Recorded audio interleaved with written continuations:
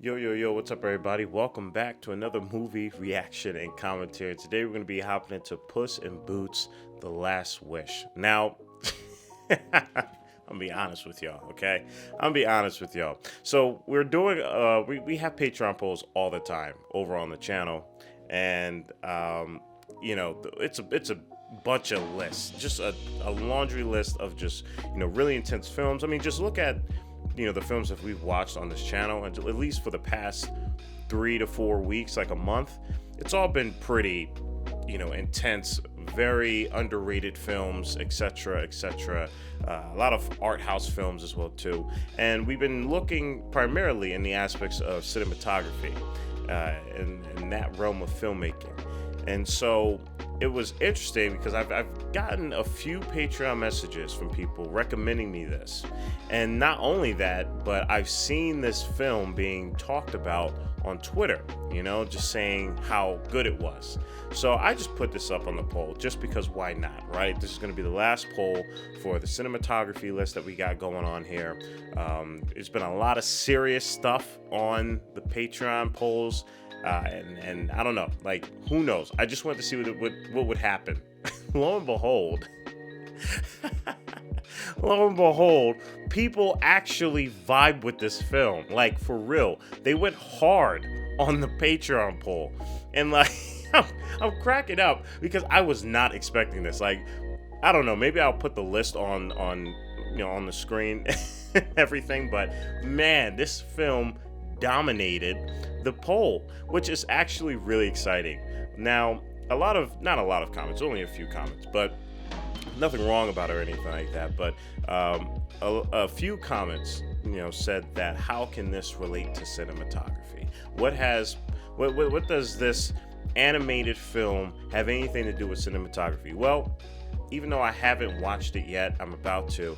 Animation is just a form of media similar to any other form of media.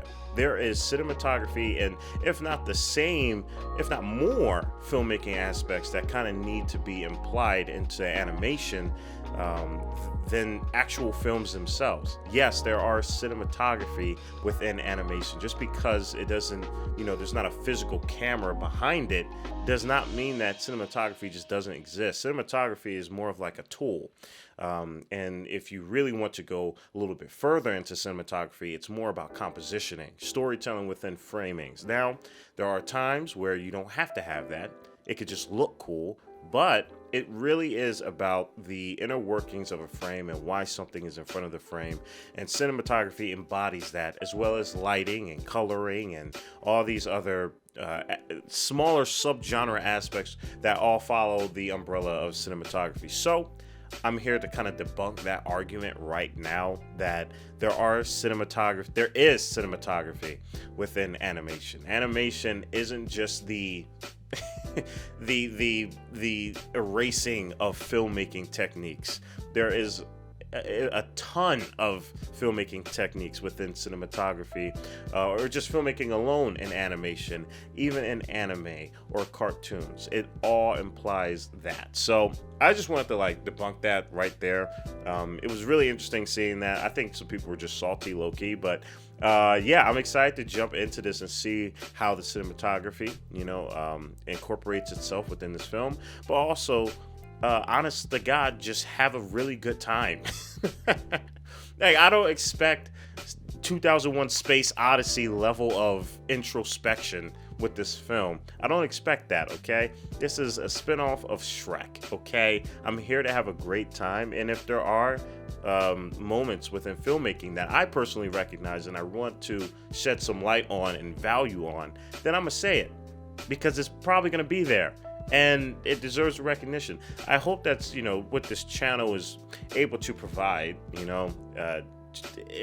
goes within all genres, it's not just the underrated art house films that truly embody filmmaking. It literally is everything, okay? I feel like the moment people finally accept that they can further grow their knowledge and not be kind of, in their little box and being a film snob, because nobody likes that. Nobody likes a film snob, okay? Just be somebody who's able to be open and to guide themselves and to learn deeper and deeper about storytelling and filmmaking. It's all fun, okay? So I just wanted to debunk that, because animation is OG. Don't let anybody tell you anything different, okay? So with that out the way now, again, if you want to be able to watch the full entirety of this film, I recommend things like that, because I do talk a little bit more on the commentary. There's usually about like 10, 15, sometimes 20 minutes of commentary I have to cut out for, YouTube, because YouTube's like, nah, which is perfectly fine. But if you want to, you can check out the Patreon. You can sync up your copy of the film to mine and watch everything that I have to say. You can also support the channel by leaving a like, comment, and subscribe. And again, you don't have to do any of the things I just said. Just sit back, relax, get your popcorn and snacks as we hop into Puss in Boots: The Last Wish. I gotta say, again, I'm weirdly happy this film won the poll. I don't know. I just feel like we've been watching a whole bunch of just serious art house films, which I'm thankful for. But it's cool just being able to kick back like this. Not to say that I don't. I'm always laid back doing my thing and whatnot. But, guys, I like films like this too. But yeah, again, animation has cinematography, has direction. It has the same qualities as actual films with real people in them. Just because they don't have real people in them doesn't mean it's not filmmaking. Just saying that because I had to do a little rant in the beginning, just in case if you skipped it. I'm just saying. A wishing star fell from the sky, scorching a great wood's black. Oh my God, everything is dead in that area. Oh my goodness.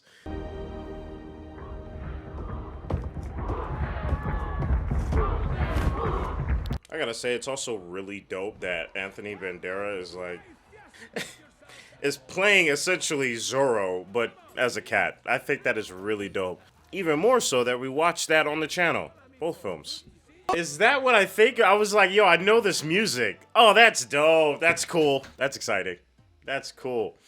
All right, guys, and that wraps up this film. This was really dope. All right, everybody, we just got done Puss in Boots: The Last Wish. This was definitely a really, really cool ride.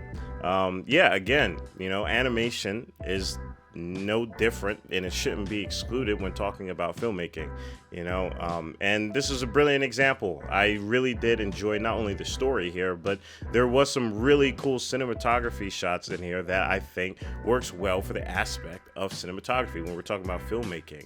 It's more or less the concept and the overall reasoning to why you set up a shot. Why is it that we go to such lengths to framing a shot? Whether if it's just, through simple coloring, like on a surface level, wow, that really looks cool, but more so in a deeper level, like when there's internal conflict, how can we show that without telling? And there was a lot of that, especially with the story being very internal, which is really good when talking about how cinematography can kind of impact that. There was a lot of instances where, especially when Puss was in the glass reflection, just the cinematography there and advocating, what is really going on inside of him while also showing us what's happening on screen, is really great. There's a lot of things on a surface level that it's happening. Obviously, you got the beautiful colors and, the really nice animation, but, on a deeper level with some of these shots here, it's framed really well. There's certain frames that I'm pretty sure if I go back while I'm editing this, I could look at, and it may have slipped by me just because everything is, going rather fast paced because it is like a kids movie. But for those who are watching it and are able to see more of the smaller and finer details, it's really rewarding because you could tell people that understand filmmaking, that understand storytelling, are the ones behind making this, are the ones behind crafting this. And I feel like in every aspect of really good animation, especially the ones that stick with us, like the Iron Giant and a bunch of other ones that, you just feel were kids movies, but as an adult you can look at and still relate to it. I feel like this is something like that as well too. Not just because of the content material, but just with how it was shot, how it was executed. It seemed like it was made by people who genuinely understood the deeper feeling and emotion that this story carried with it. And they portrayed that through a lot of filmmaking aspects, like I said, for an example, cinematography. So yeah, I'm happy that I was able to watch this, and I hope that you guys were able to vibe with this. I know it's definitely different from a lot of things that we've watched, but I thought it was fun. I think it's a nice little mix to put in here because we have been watching a lot of art house films. We have been watching a lot of films that are a little bit darker, a little bit grimmer, a little bit more complex, and it's nice to kind of see the same quality of filmmaking being applied to different genres and different areas of filmmaking. So we'd love to hear your thoughts down below. Like always, guys, I appreciate y'all. Stay healthy and stay hydrated because we are just getting started. Purple jacket, pocket full of weed. Everything that I should ever need. Grab some matches cause they give them free. Just like my time. Hair pulled back in the backseat.